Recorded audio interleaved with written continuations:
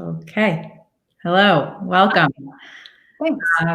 My name is Mara Koffmann, and I am the co-founder and CEO of Braintrust. We are a marketplace where parents can connect with certified teachers and learning specialists for tutoring support. And joining me today is Kate Hill, who is also one of our Braintrust tutors. And I'm going to pass it over to her so she can tell us a little bit more about her background and specialties. Thanks, Mara. I am a learning specialist in Brooklyn. I work in private practice, and I enjoy working with a wide range of kids, usually third grade up through about 12th grade, working a lot on executive function skills, writing, and to some extent in the context of their academic work as well. So it's great to be here with you, and I'm really enjoying working with Braintrust. Yes. The goal of our conversation today is to talk through some of the strategies that parents can use to create a more productive learning environment for their kids at home, and specifically with a focus on some of the strategies for supporting students who may or may not be struggling through remote learning. So a large part of that boils down to executive function skills and organizational skills. So what are some common sources of concern relating to kids' organizational routines that you see in your work with families? Sure. Thank you. I think we are all as parents, and I am a parent. I have two kids myself who are in elementary school, and I think that we're all looking to avoid those sources of friction because it is so frustrating when you're trying to help your child, and all of us are doing that more now at home. And I think that task initiation is an executive function skill that definitely comes up for a lot of kids. That is what the term that we would use to refer to times when kids are getting started with tasks like homework or with an assignment. Even getting onto a Zoom call could be construed as task initiation.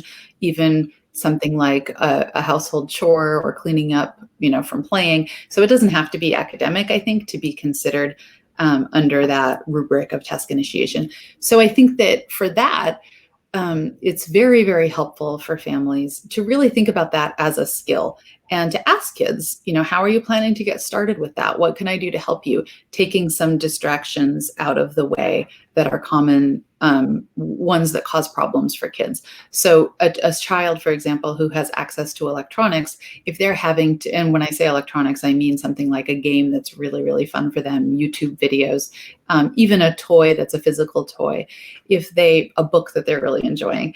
There are a lot of reasons, and I think distractions that can make it hard for kids to switch from one task to another. So the more that we can ease that by taking those distractions out of the way and limiting them to, for example, after school time, weekend time, that's one aspect, I think, of helping kids with that issue. But I think another is really talking it through and asking the student, when do you plan to start this? How long do you think it's going to take?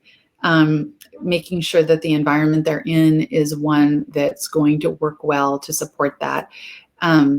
Anyway, I feel like that's thinking of something like getting started as a skill into itself can really help families figure out how to problem solve that.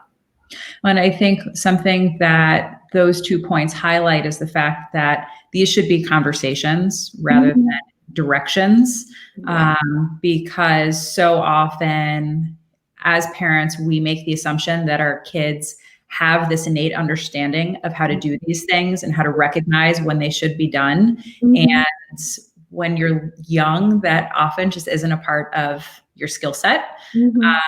And so I think helping to teach students how to build that kind of awareness of self, awareness of responsibilities, and an awareness of how to make these kinds of transitions and know when they should make those transitions.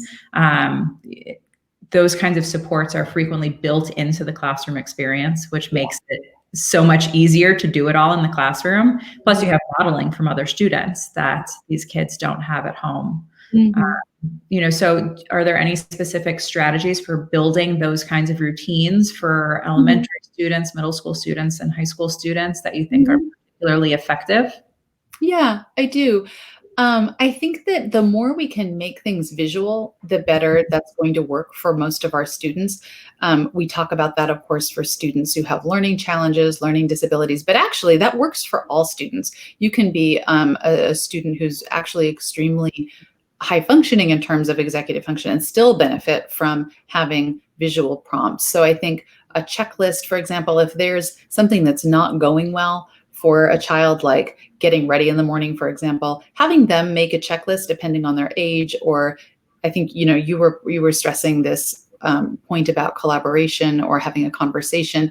And I think asking the child, what do you think we can do to make this go better? Because it's frustrating for everybody. And instead of making it all about the child's failings, so to speak, instead thinking about, well, what about this situation isn't working?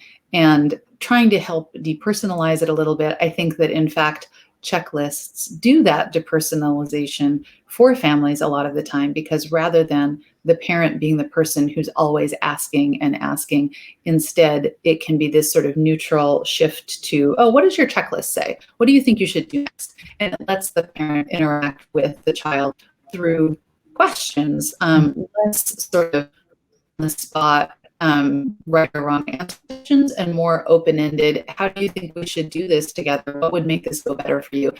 And that lets the child be in the role of the expert about themselves, because even if they don't understand everything sort of neurologically about why we function the way we function, they do have a great sense of how they feel and maybe why they feel that way. And having an opportunity to recognize that and talk through it is really helpful for kids in terms of building independence and some feelings of satisfaction in sort of development and growth. Yeah.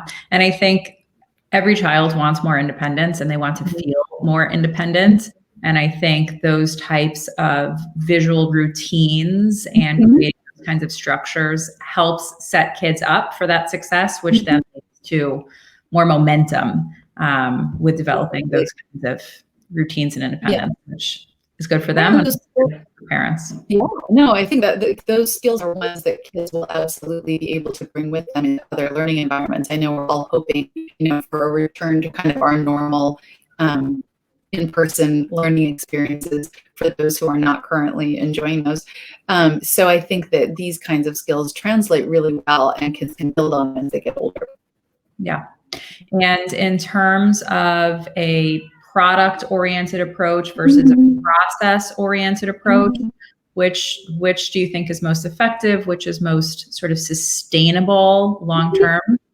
Yeah, I really like thinking about helping kids with their work, with their sort of school-related tasks, and even potentially with sort of things that they need to do that are at home that may not be academic, through this lens of product-oriented versus process-oriented. And I think it also comes up a question that we get a lot from parents is, how can I, when I'm at home with my child and they're needing to learn from home, how can I help them in the way that a teacher would help them? And I think that a lot of teachers are very familiar with focusing on the process of what a student needs to do in order to be able to do a task well and succeed with it. I think parents can be sometimes without really realizing it, a little bit more product-oriented, where we may focus more on a grade or an outcome or some type of milestone that we want our child to achieve. We may not always be thinking about breaking down how they're going to get there. And I think as kids are, whether they're doing hybrid learning or remote learning or home more than usual, I think that we have a lot of opportunities as parents to focus on that process of, let's break down what you need to do in order to get to this place that I think you need to be, but focusing less on the actual outcome when we're talking with the child. So I guess, yeah, I hope that that's clear in terms of what I'm thinking about and what process-oriented versus, but I think it would just basically be looking at the skills that a child needs to be able to do a task and focusing on those skills. And at the same time, we can focus on praising a child for what they're doing well with that process. And we know from a lot of research by Carol Dweck and others that focusing on that process is going to be really helpful in terms of building up resilience and grit and kind of that growth mindset that we want to use with kids. Yeah. And I think, building onto that, being able to frame a conversation in terms of how, why, and when, and not just what, of thinking, how can I achieve this goal? When is it going to be appropriate to use this process? And why is it important that I use this process instead of some other approach that I've been using? Will also help to frame that conversation in terms of the executive function skills that will lead to more independence and more success ultimately. Yeah, I really agree with you. That's a helpful framework, I think. And in terms of specific benchmarks or points at which things might, be out of the norm developmentally, are there any sort of specific milestones that you typically try and communicate to parents or students in terms of what is normal, what is not normal in terms of self-management and self-direction? Sure.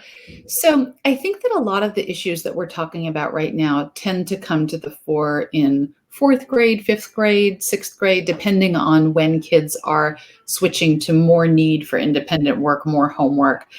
So depending on the school a child attends, that switch happens at slightly different ages. But I think that it is really important for kids to learn how to keep track of their assignments in some type of written format. And particularly now with remote learning, but in general, this is the case as well. Schools often use an LMS, a learning management system like Google Classroom or Canvas, and there are many others.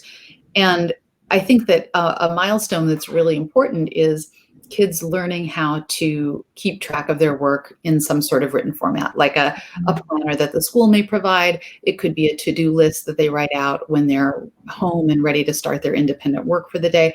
But I think I often caution families, if your child is not writing down those assignments, that's a warning sign to me. I think kids really do need to be able to do that. And there can be reasons why a child might resist that, but it doesn't mean that we should give up on it. It's something that we then just need to scaffold a lot more for that particular child.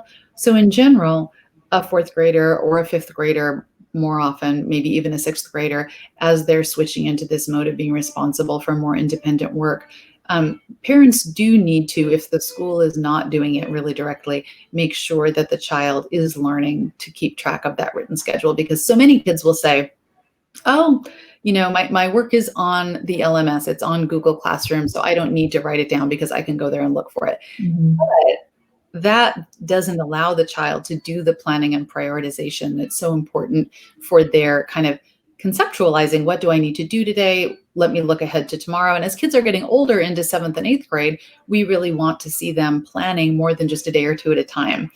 For a 5th or 6th grader to be looking ahead a day or two is great. That's developmentally really appropriate. But in 7th or 8th grade, we need kids to be looking more at the next few days, the next week, because they're going to be responsible for planning out much more complicated independent projects. And of course, going into high school, we really want to see kids being able to look a week or 10 days ahead. And writing down assignments is one way to process that and really give kids the opportunity to plan that out and develop that independence. Yeah, that task analysis of being able to identify that end goal and think of all of the steps that need to be accomplished in order to meet the deadline with the product necessary is, again, one of those assumed skills that we think high schoolers often magically develop. And I think, teaching students early on to build those good habits of making intentional plans for how they're going to manage those assignments makes for a far more successable transition to high school and beyond, where, in the real world, we have to do these things all the time. There's no teacher to kind of scaffold it and break down those big tasks into smaller, more manageable pieces. So that's crucial. And what about for families? I know that with a lot of the students I see, there's a huge amount of resistance to using paper planners, despite the fact that we all know that they are wonderful and really effective. So what are some of the other alternatives or compromises that you'll recommend in those situations? Sure. For kids who are using Google Classroom, and I think well, actually, I'm going to back up. I don't mean Google Calendar is what I'm thinking of. For students who are using that, and it is such a great way to be able to set reminders for things, especially right now with Zoom links, being able to have those in the calendar and setting a reminder to have a 10-minute pop-up that comes up and makes a sound so that the child knows, okay, I need to get ready for class. For a student who's using Google Calendar, they can activate the tasks. I think it's called a widget, but I could be wrong. There's a tasks feature within Google Classroom. And I've had a lot of success with students in, I would say, about 5th grade and above, who really are resistant to a written planner. And I do certainly endorse that as a best practice, but it's not always possible. So being able to use tasks is great because there are checkboxes that the student can complete. It creates sort of an outline format that can be printed out, and the student can cross things off on paper. So there's sort of, it's a little bit more flexible. Also, reminders can be set there too. So as an alternative, that would be one thing that I've used a lot. There are also quite a few actual apps that you can buy, but I have not personally found any that I think work quite as well as tasks. And since that's available for any student who has Google Calendar already, I think I have had a lot of success with that with kids. Yeah, I love Google Calendar and Google Tasks.